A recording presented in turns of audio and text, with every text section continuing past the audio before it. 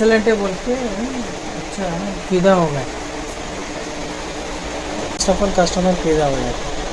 कहाँ से लाते माल कैसा बनाते पूरा बोले तो अन्ना कहाँ से लाते मालूम नहीं है, लेकिन डिफरेंट स्टोर है बोल के बोल रहा हूँ। ये एरिया पे एक थोड़ा डिफरेंट है।